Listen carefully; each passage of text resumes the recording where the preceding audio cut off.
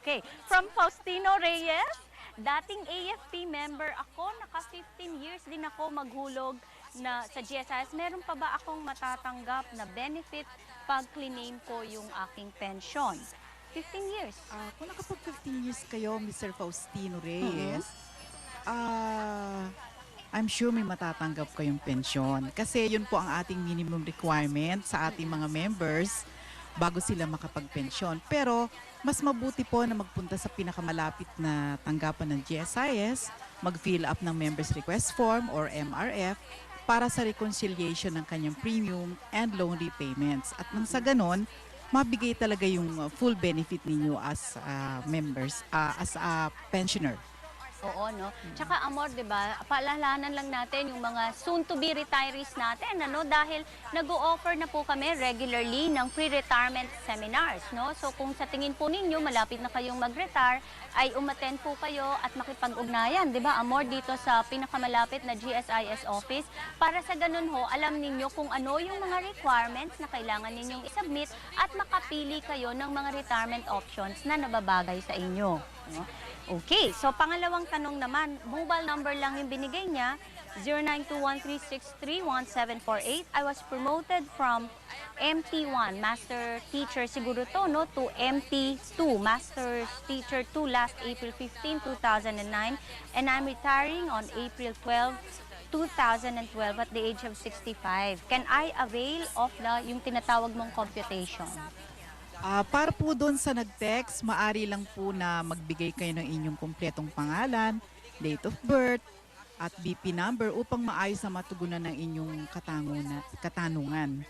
Kasi ho, kailangan ho natin yung mga data na yun para makompute na mabuti kung ano man yung nire-request yung benefit.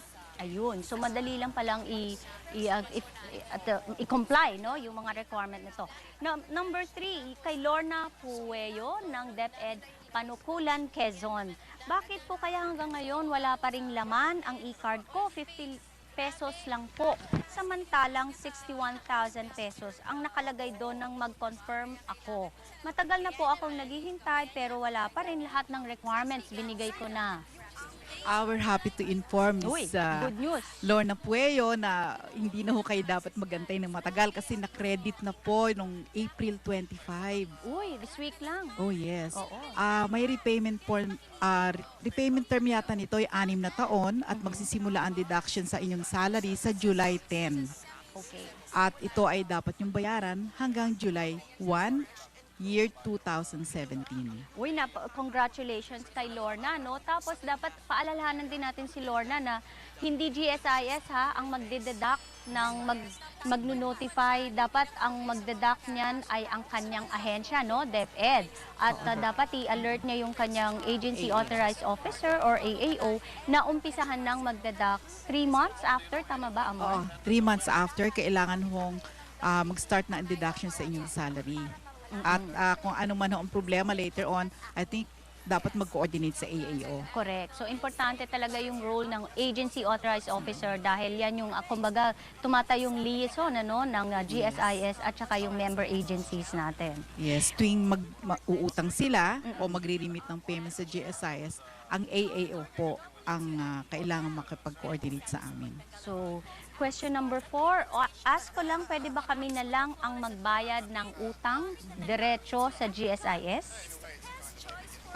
March, alam naman natin, as a general policy, obligasyon po ng inyong ahensya o lahat po ng miyembro na ahensya ng mga miyembro na gustong magbayad sa GSIS na sila ang dapat mag-remit sa amin. Kaya lang, allowed naman po na ang empleyado na rin ang directly mag-remit dito. So, kung gusto niyo po ng direct payment, pwede naman po yun. Kaya lang, makipag-coordinate pa rin kayo sa AAO ninyo. Oo, kasi mas maganda na kaya nga ho tayo nagkaroon ng agency authorized officer kasi sila yung accredited, no, na kausap ng GSIS. Pero para hindi masyadong maging magulo yung proseso, mas maganda po na i-course na lang po natin sa AAO at sila po yung magsasubmit o magre-remit ng inyong payments dito sa GSIS. Pero kung hindi po if you cannot help it or magkaroon ng problema, no, pwede naman po po, na over the counter at diretsong magbayad dito sa GSIS. Okay. Mula naman kay Alili Pahutag o Romblon. 2 years na lang po magre-retire ako, kaya lang until now hindi pa updated yung service record ko. Updating of service record, posting po ito, no po, para po kay Miss Alili Pahutag, maari pong makipag-coordinate kayo sa inyong AAO para sa pag-update ng inyong members records. At sila rin po ang magsasubmit sa amin ng lahat pang kailangan para ma-update ang record nyo. And again, no, gusto ko pong imbitahin si Alili na umattend ng pre-retirement seminar, no? So napakaganda nung panahon, meron kang sufficient time para maka-attend ng seminar na to para mas maliwanagan ka kung ano yung proseso at mechanics at makapili ng retirement package para sa'yo. At dahil 'di ba, Amor, yung retirement bittersweet occasion yan, ano? So para kung maayos na lahat ng papeles mo, the last day of service mo sa iyong opisina, the following day kuha mo na agad yung retirement check mo, 'di ba? Mula naman kay Godofredo Fernandez, isa akong retired PNP officer at dating member ng Philippine Constabulary. 61 years old na ako. Wala ba akong makukuhang old age benefits sa GSIS? Actually, ang mga uniform personnel po ng Armed Forces of the Philippines ay hindi na po kasama sa coverage ng GSIS simula noong June 1997 pa. Dahil ito po ang nasa saad sa batas ng Republic Act 8291. Meron na po silang sariling retirement mode. Ito yung AFP-RSBS, Yes, no? AFP-RSBS na po sila. Mula kay Alexander Asuncion Armas of Muntinlupa City, November 3, 1997 pa ako employed up to the present. Ang problema ko po, hindi ako maka-avail ng consul loan at cash advance hanggang ngayon. Sana maayos po agad. Salamat po. Request po namin kay Ginoong Armas na mag-fill up po ng members request form. Ito po yung lagi namin pinapaalala sa mga miyembro, no? Kung meron silang concerns, complaints, or request for computation, kailangan mag-fill up po ng members request form at ipadala po ito sa inyong liaison officer upang ma-process po ng aming Internal Reconciliation Department. Ayun. So from Eduardo Dasco, nag-file ako ng application for monthly pension at nag-enroll sa e-card noong February 25. Ayon sa GSIS DAET, mayroon akong account number at pwede mag-withdraw over the counter hanggat walang e-card. Nag-verify daw siya sa Union Bank, Naga, pero sabi wala akong account at magkakaroon lang kapag na-issue na ang e-card. Ano ba ang totoo? Kailan daw ba marirelease ang e-card ni Eduardo? Actually, pagkatapos po ng aming pagberika sa aming Loans and E-Services Department, si Mr. Eduardo Dasco po ay nabigyan na ng bank account number at ang kanyang e-card plus ay na-print na rin. So, kailangan lang ay makipag-ugnayan siya sa aming regional office at para ma-pick up niya ang kanyang e-card doon. Ayun. So, para rin doon sa kaalaman ng mga miyembro namin na wala pa pong UMID compliant e-card, nag-i-issue po kami ng temporary e-card plus, no? Oo, at pwede nyo pong gamitin ito na kumbaga ID card din at mag-transact ng business over the counter nga lang in the meantime sa GSIS. Tama ba yun, Amor? Oo, pero sa mga pensioners... Sa pensioner, walang problema. Doon tayo sa nagkaka-issue sa mga miyembro na naghihintay ng kanilang e-card. So, antabayanan nyo lang po, malapit na pong ilabas yung mga common reference numbers pretty soon po. No? From Jesus Robin, isang pensioner sa Borongan, Eastern Samar, I'd like to inquire whether I'm entitled to receive cash gift as a GSIS pensioner for the year 2009. Tagal na, no? Oo. Pero... huwag kayo mag-alala, Mr. Jesus Robin, dahil nag-grant na po ang 2009 Christmas cash gift at ito po ay na-credit na. So next week, asahan nyo po ang inyong 2009 Christmas cash gift. Pwede nyo nang ma-withdraw. O yun, belated Christmas present kay Mr. Jesus Robin. So, congratulations. Ang galing nabibigay pala kahit hindi current yung cash gift. Basta mag-request lang po silang recomputation and we will compute for them.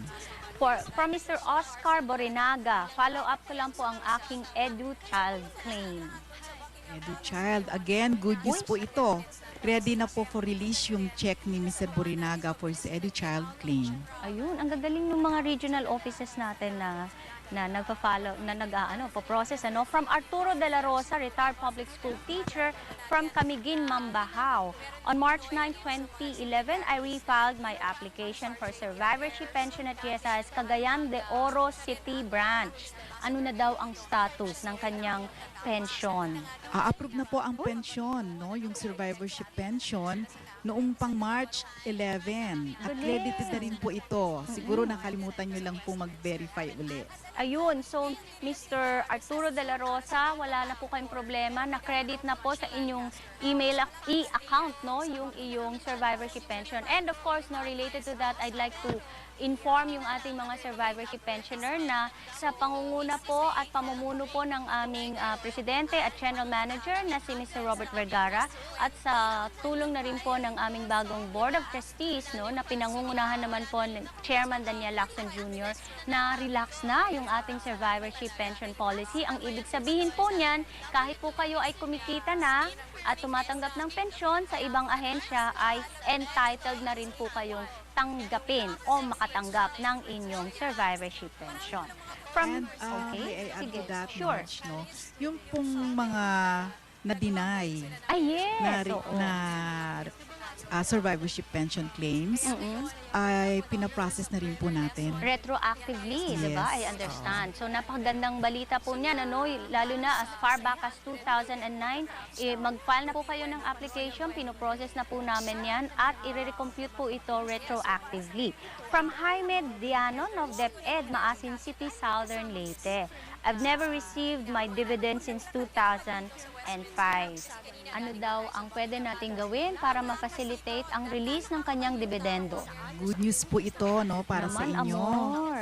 Ang 2009 regular dividends po ni Mr. Danon ay na-credit na Uy, sa very kanyang good. account. Mm-mm. Ang 2008 to 2009 dividends naman ay kasalukuyang pinaprocess pa. Ayun, napakagandang balita niyan, Mr. Danon of Southern Leyte. Uy,